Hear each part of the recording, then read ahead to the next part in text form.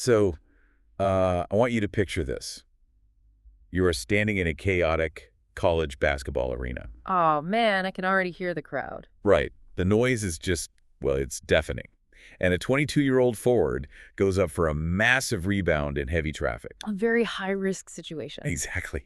He gets clipped in midair by a defender, and he comes down completely off balance. Ouch. Yeah, it's bad.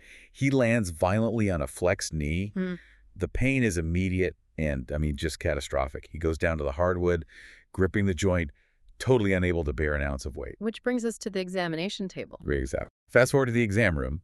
You bend the athlete's knee to 30 degrees of flexion, 30 degrees to see what structures have given way. And 30 degrees is a very specific angle for this. It is. And at 30 degrees, you find this very specific triad of failure. First, there is increased varus. Meaning the knee is literally bowing outward. Right. The joint is gaping open on the outside edge. Second, there is increased external rotation. The shin bone, the tibia, is twisting outward abnormally. So we have bowing and twisting. And third, there is increased posterior translation. The tibia is visibly sagging backward, just, slipping away from the thigh bone. Now, when you look at that posterior sag, you immediately think the massive central cable of the knee, the posterior cruciate ligament, has snapped. That's the trap, right? Oh. Because it's the most logical assumption based on the sheer mechanics of the joint. It really is. I mean, the tibia dropping backward under gravity is the absolute classic hallmark of a blown PCL. But the true diagnostic brilliance in this clinical case comes from what the examining physician does next. They don't stop at 30 degrees. No, they do not.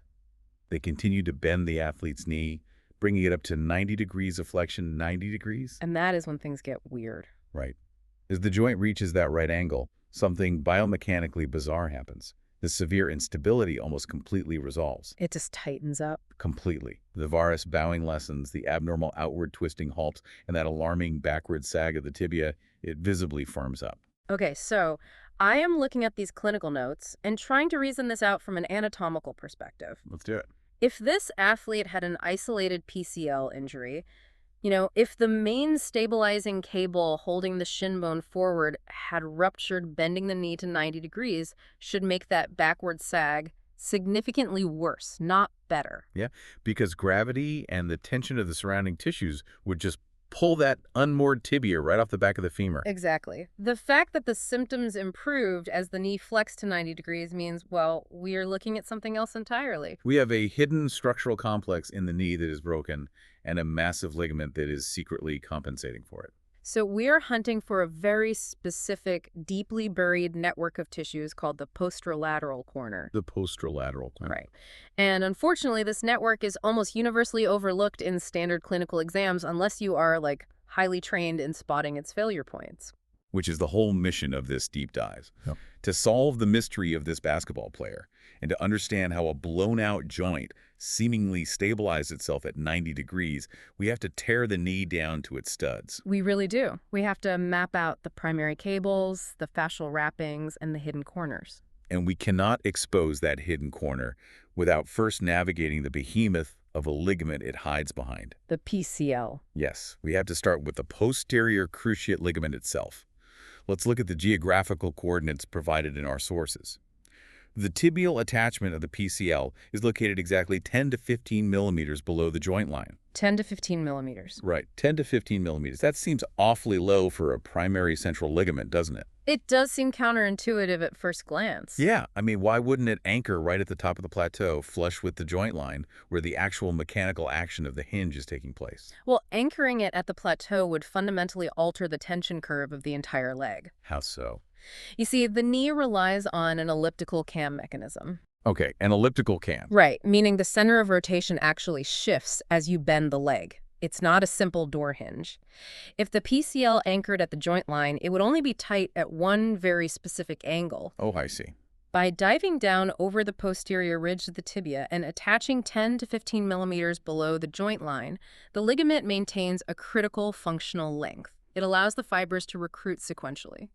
So it can handle the shifting center of rotation. Exactly. And this exact metric is literally the difference between success and catastrophic failure in the operating room. Because if you get the placement wrong, If you are drilling a tunnel to rebuild this ligament and you place your anchor at the joint line, you have engineered a joint that will either snap the graft when bent or just remain hopelessly loose. Wow. Okay, so let's follow the cable up from that tibial sulcus.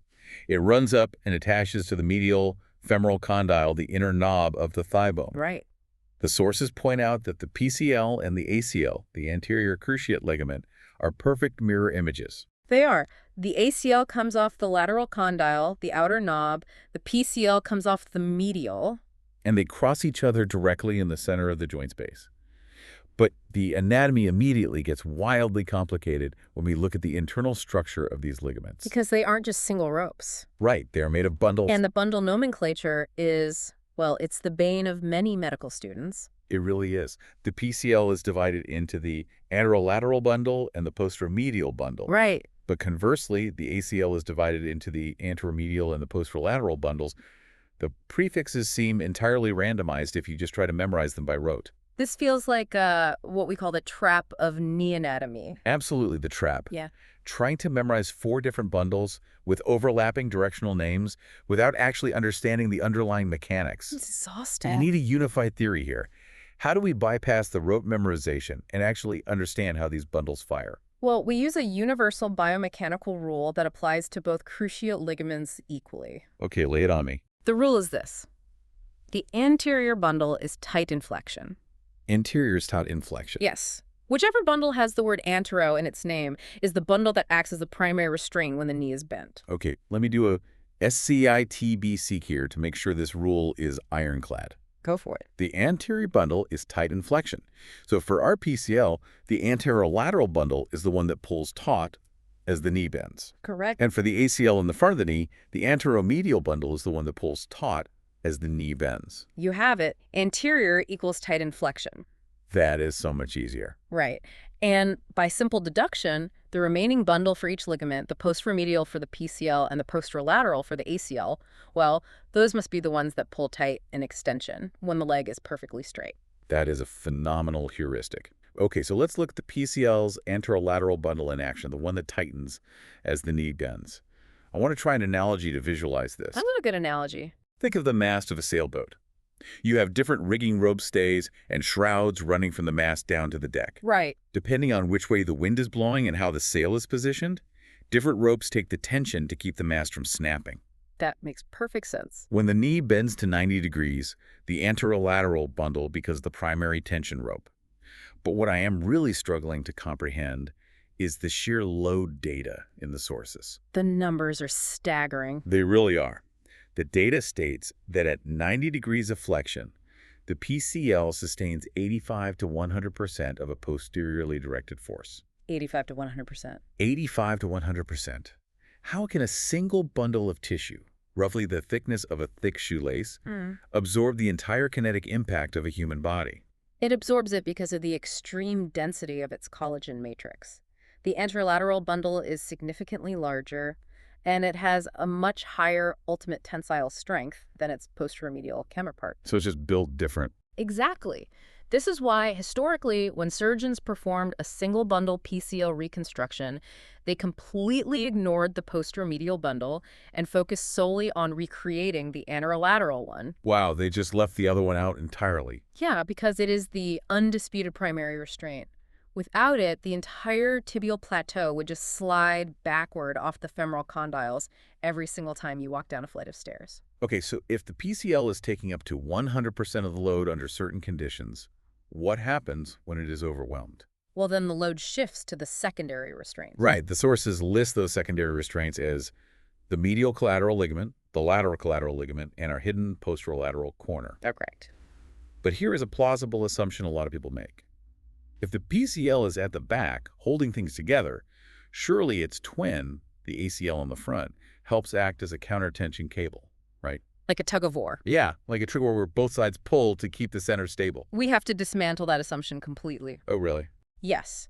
The ACL is never a posterior restraint. Never. Okay, so it does nothing for backward forces. Nothing at all. Its fibers are oriented specifically to prevent anterior translation stopping the tibia from sliding forward. Right, of course. If a massive posterior force hits the shin, driving it backward, the ACL simply goes slack. It offers zero mechanical assistance to the PCL. That primary cable is just fighting the load entirely on its own. On its own, assisted only by those collateral and corner secondary restraints we mentioned. Which brings us to the breaking point. If the PCL is capable of handling 100% of a posterior load, the amount of violence required to snap it must be staggering. It is. How do you even break a cable that strong? Well, the overall most common mechanism across the general population involves a massive sudden deceleration trauma. Okay. Clinically, we call this the dashboard injury. Oh, right. Paint the picture of the physics there for us. You have a passenger in a motor vehicle traveling at 60 miles per hour. Their knees are bent at 90 degrees, resting near the dashboard. The vehicle strikes a stationary object. The car stops instantly, but the passenger's mass continues forward at 60 miles per hour. And the knee takes the hit. The very first point of contact is the proximal tibia, the upper shin bone slamming directly into the rigid dashboard. And because the knee is flexed at 90 degrees, the anterolateral bundle of the PCL is already fully tensioned. Oh, it's already tight. Exactly. The dashboard delivers a massive localized posterior force directly to the tibia, driving it backward while the femur above it continues forward. So the tensile strength is just rapidly exceeded. Yes, and the ligament ruptures catastrophically. The forces there are just industrial.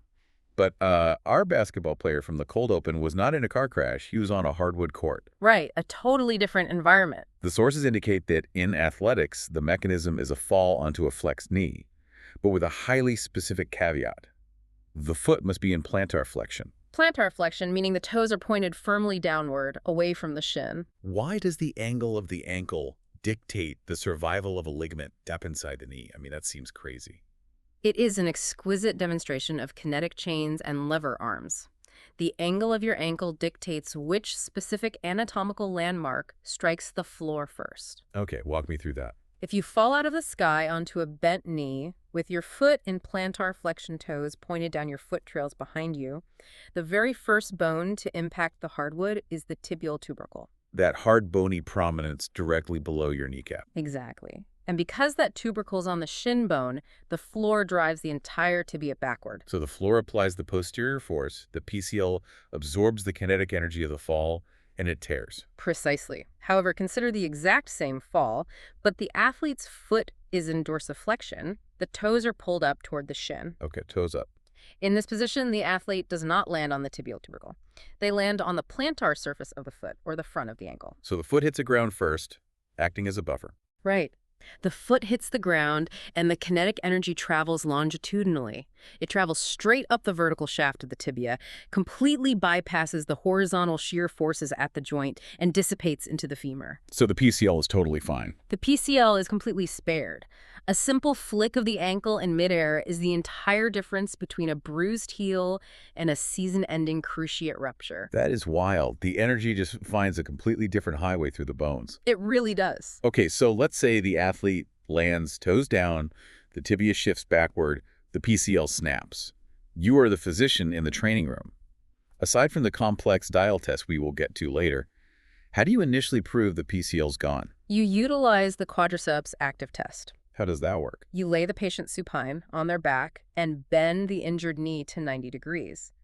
Because the PCL is gone, you will immediately see a posterior sag. Right, gravity pulls the heavy tibia backward because the primary retaining cable is missing. Exactly. You then instruct the patient to actively slide their foot forward down the examination table against your resistance. Which forces them to fire their quadriceps muscles. Right. The quadriceps muscles converge into the patellar tendon, which attaches directly to that tibial tubercle we just talked about. Okay.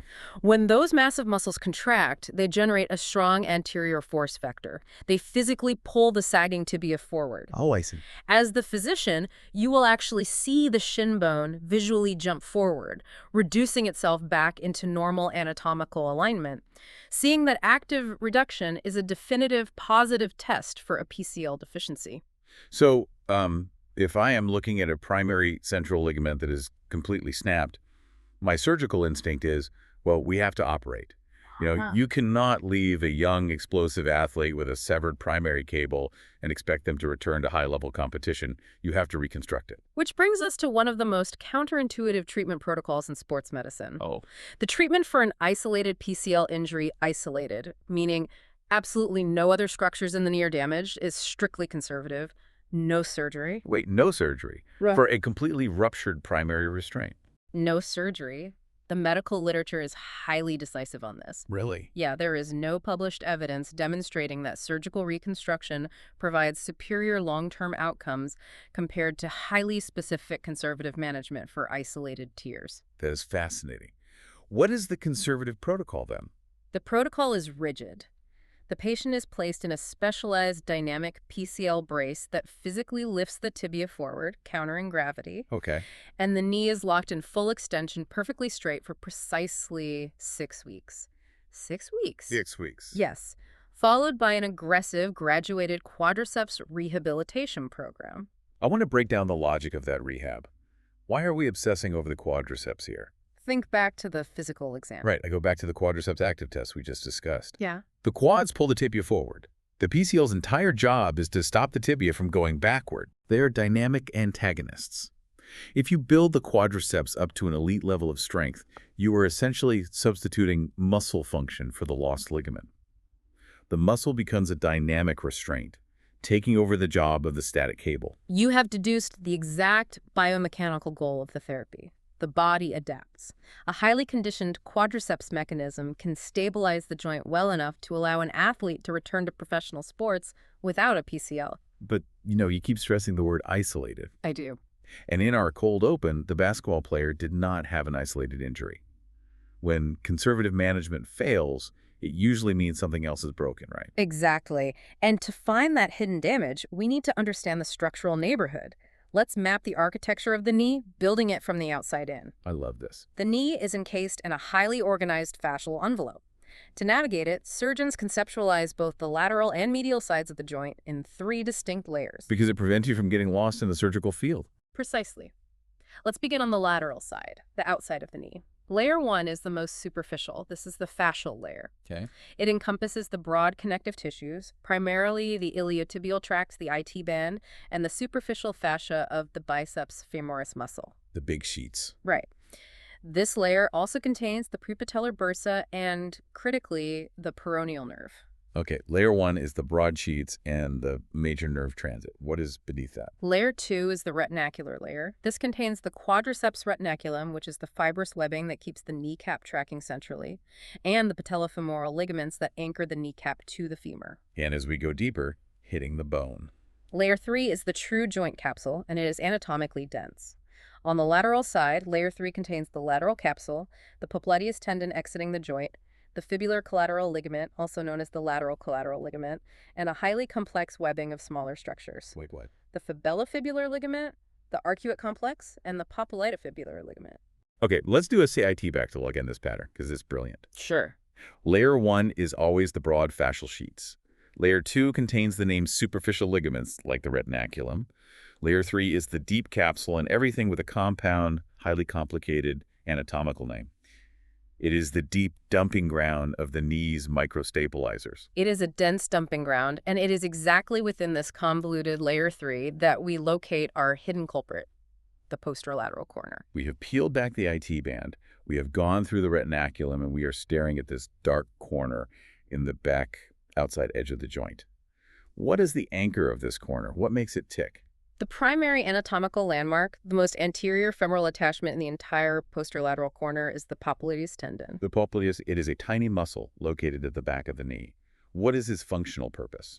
Its functional purpose is to initiate the very first degree of motion when you want to walk. It is the key to unlocking the knee. Unlocking it. Yes. We have to discuss the screw-home mechanism. When you stand up and lock your knees into full extension, the asymmetrical shape of the femoral condyles forces the tibia to physically externally rotate to twist outward slightly during the final few degrees of straightening. It essentially turns the leg from a hinged joint into a rigid, locked pillar. Exactly. This allows humans to stand for prolonged periods with minimal muscular expenditure. The bones are mechanically locked. But you cannot initiate a walking stride from a locked joint. Right. To bend the knee, you must first unlock it. The popliteus is a dynamic internal rotator. When it fires, it pulls the tibia inward, internally rotating the bone, reversing the screw-home mechanism, and freeing the hinge to flex. Let's trace the domino effect here, because this is where the pathology of our basketball player finally makes sense. Let him do it. If the popliteus is a dynamic internal rotator, it constantly pulls the shin inward.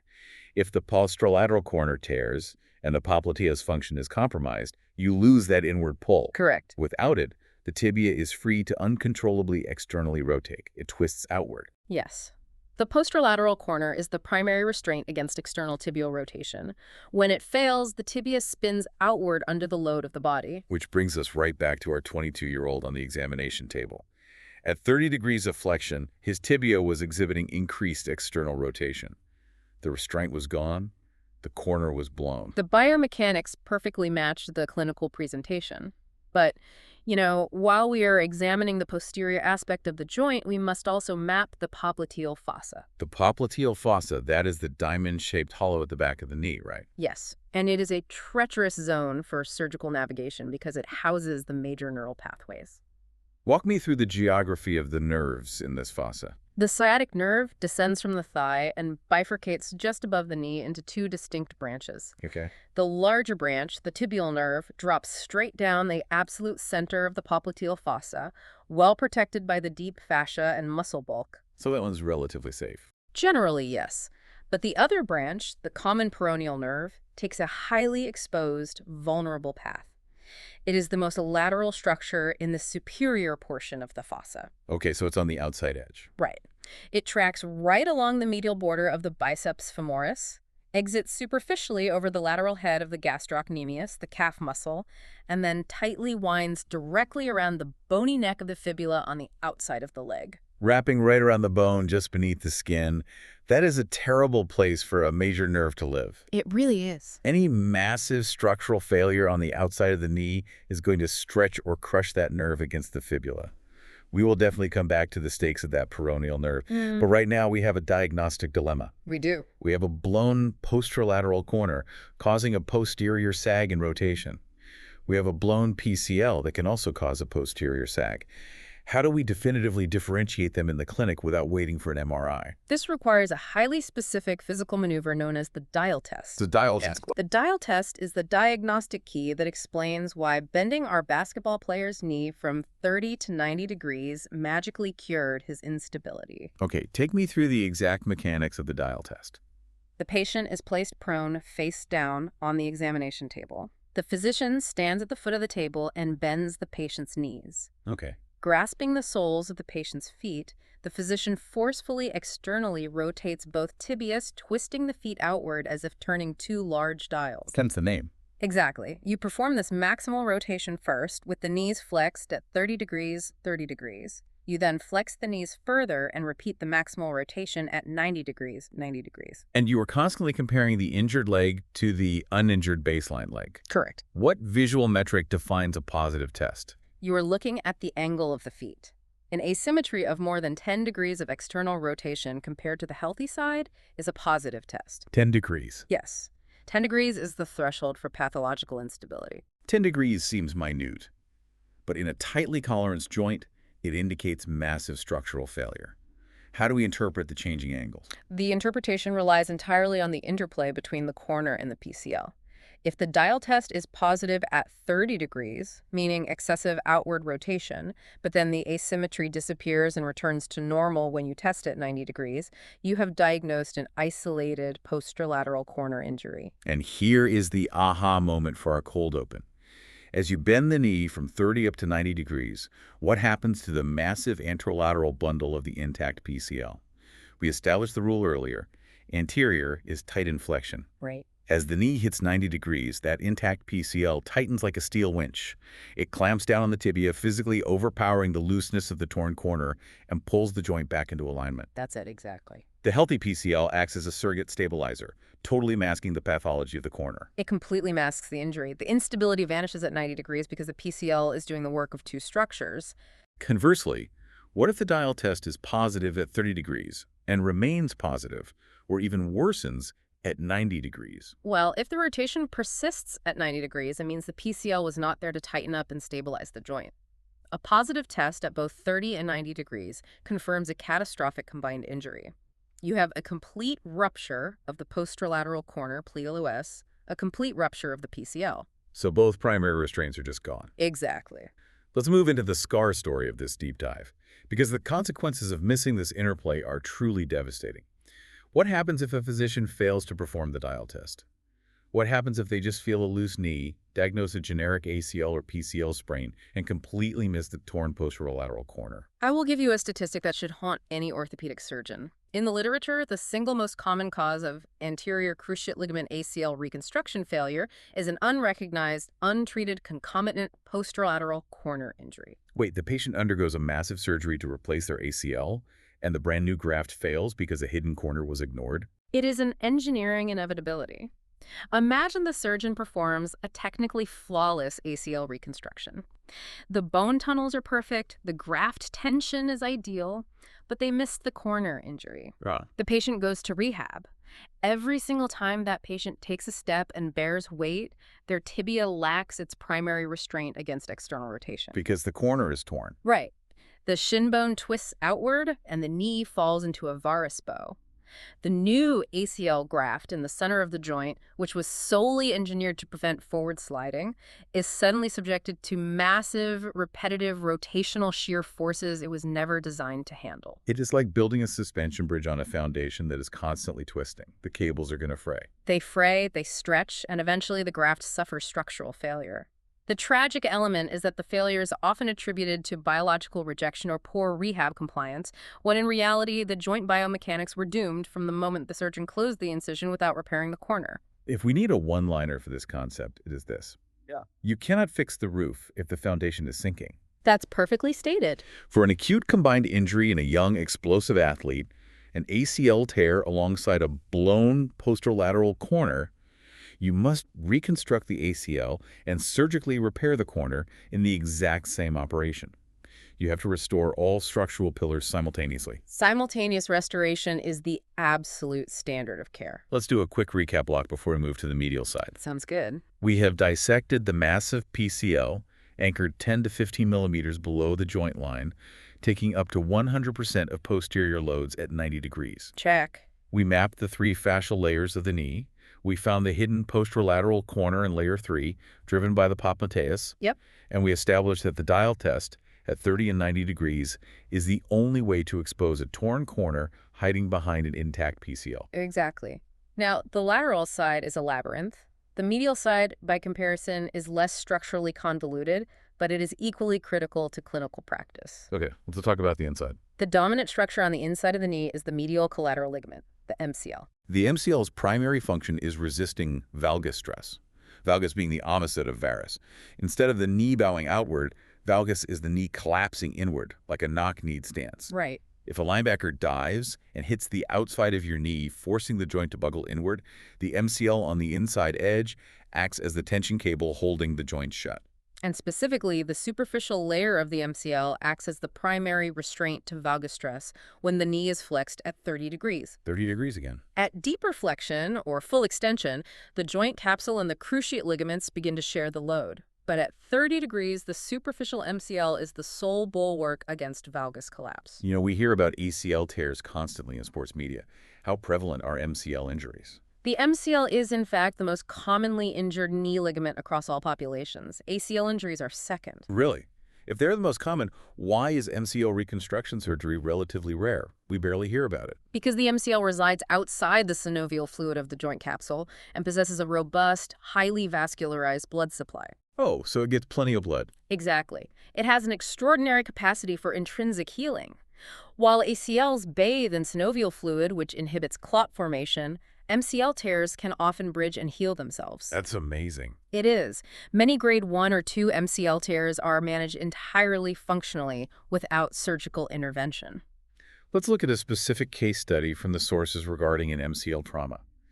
We have a 16-year-old football player who suffers a valgus force injury, a hit to the lateral side of the knee. Okay.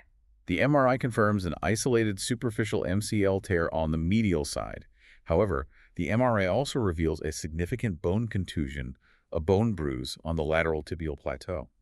Why is there severe bone trauma on the exact opposite side of the torn ligament? This is a classic kissing contusion, and it perfectly illustrates joint kinematics during trauma. A kissing contusion. Explain that. When the lateral impact occurs, the knee is forced into extreme valgus. The medial side of the joint, the inside, gapes wide open, violently stretching and tearing the MCL. That is the tension side of the injury. But on the lateral side, the outside, the femur, and the tibia are acting as a hinge.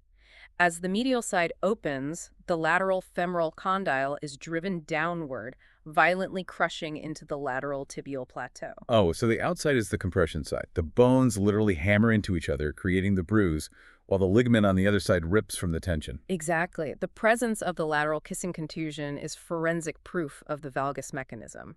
It confirms exactly how the joint failed. And for this 16-year-old, because it is an isolated MCL injury, the treatment remains functional rehabilitation and a progressive return to play.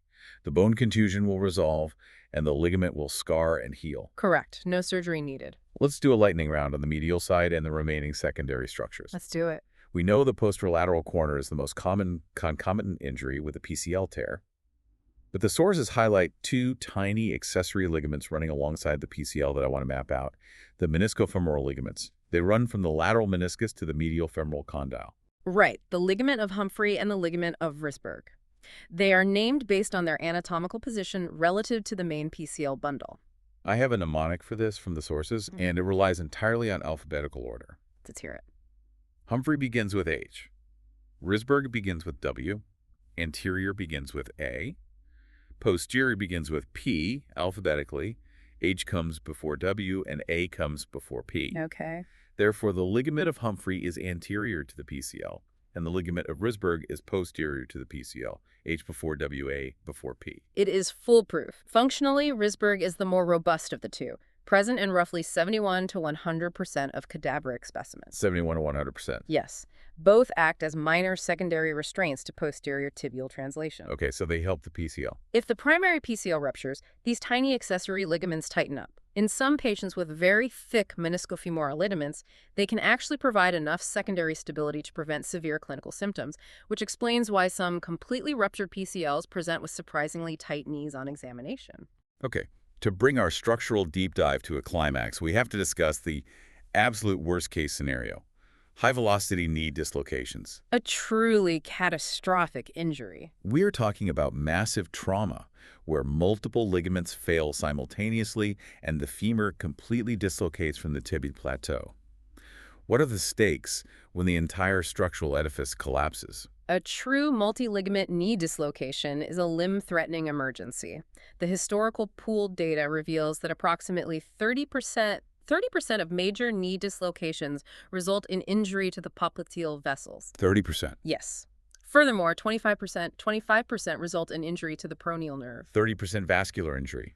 That means nearly 1 in 3 patients who dislocate their knee tear or crush the main arterial blood supply to their lower leg. Exactly. If the popliteal artery is compromised, the ischemia clock starts immediately. The tissue of the lower leg is starving for oxygen. Because blood isn't getting past the knee. If vascular surgeons do not restore blood flow within a window of roughly 6 to 8 hours, the muscle necrosis becomes irreversible and the limb must be amputated.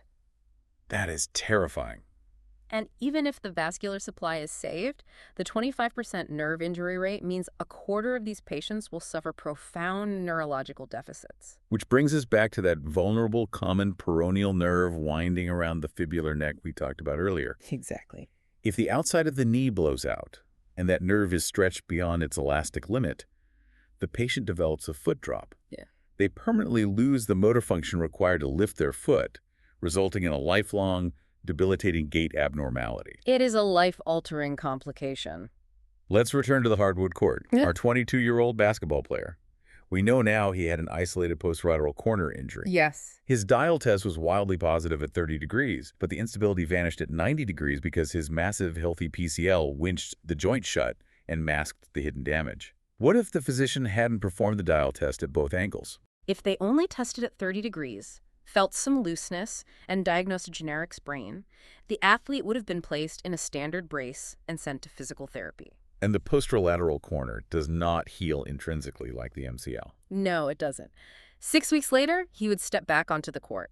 The moment he attempted a high-speed pivot, his tibia would externally rotate, his knee would collapse into a varus bow, and his career would effectively be over. The diagnostic vigilance of the 90-degree dial test literally saved his joint. It absolutely did. We have spent this deep dive dissecting the heavy cables of the knee, the PCL, the MCL, the dense fascial layers, and the hidden traps of the posterolateral corner. We mapped the tension and the compression, but we are going to leave you with one final thought, a teaser regarding the soft tissue sitting between the bones. The menisci. The shock absorber. The shock absorbers. The menisci exist in a completely different biomechanical reality. Consider this final piece of clinical data regarding tissue healing. If a surgeon operates to repair a torn meniscus on its own, utilizing sutures to sew the cartilage back together, the repair successfully heals approximately 2/3 of the time, roughly 66%. 66% is an acceptable clinical outcome, but it leaves a massive margin for failure. It does. However, if the surgeon repairs that exact same meniscus tear at the exact same time they perform an ACL reconstruction, the healing rate of the meniscal repair skyrockets to over 90%. Wait, to clarify, inflicting massive surgical trauma on the knee, drilling bone tunnels through the tibia and femur to insert a new central ligament, somehow forces a nearby cartilage tear to heal faster and stronger. It does. Why would traumatic bone drilling improve soft tissue healing? The secret lies in the biological payload of the bone marrow. The bone marrow. Yes. When you drill tunnels through the medullary canals of the femur and tibia, raw bone marrow seeps out of the drill holes and floods the synovial capsule of the knee. Oh, wow. That marrow is a biological soup packed with mesenchymal stem cells, potent growth factors, and healing mediators. This marrow bath washes over the sutured meniscus, radically supercharging the localized healing environment.